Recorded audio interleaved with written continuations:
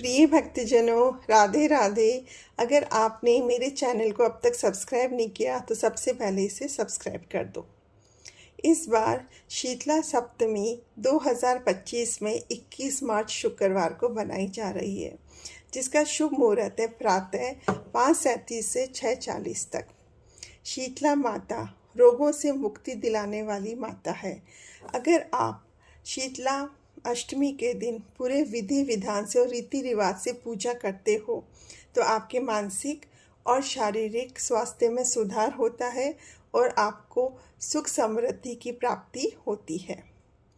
शीतला सप्तमी के दिन आप प्रातः जल्दी उठकर स्नान करें और शीतला माता की पूजा रोली, मोली, चावल, हल्दी, मेहंदी, काजल, चने की दाल, बासी रोटी, दही, राबड़ी और गाय के शुद्ध घी से करनी चाहिए।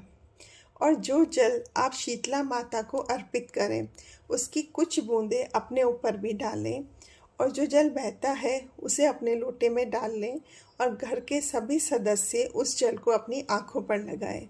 इससे उनको रोगों से मुक्ति मिलेगी।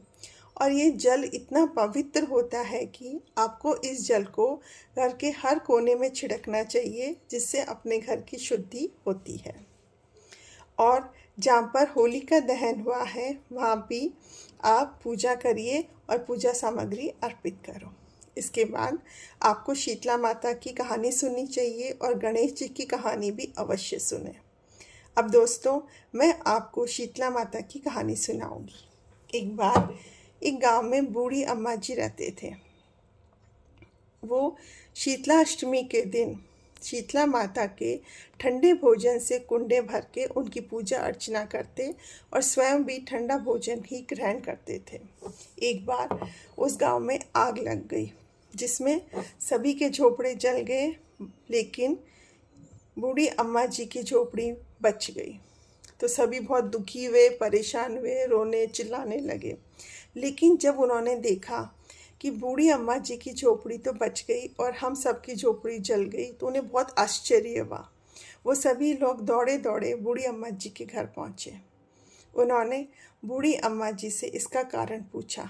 तो बूढ़ी अम्मा ने बोला, मैं शीतला सप्तमी या अष्टमी के दिन शीतला माता की पूजा करती हूँ और ठंडा भोजन का इन्हें भोग लगाती हूँ और उसी बासी भोजन को मैं भी खाती हूँ। इस बार उस दिन के बाद से सभी गांव वाले शीतला अष्टमी के दिन शीतला माता की पूजा करने लगे और सभी बासी भोजन ग्रहण करने लगे। इससे सभी गांव वालों को सभी रोगों से मुक्ति मिल गई और सभी को सुख समृद्धि की वृद्धि हुई और सभी बहुत आराम से रहने लगे। प्रिय भक्तजनों, मेरी ये कहानी आप ज़्यादा से ज़्यादा लोगों तक शेयर करो ताकि सब तक ये पहुंच सके और सबको इनका लाभ मिले। धन्यवाद।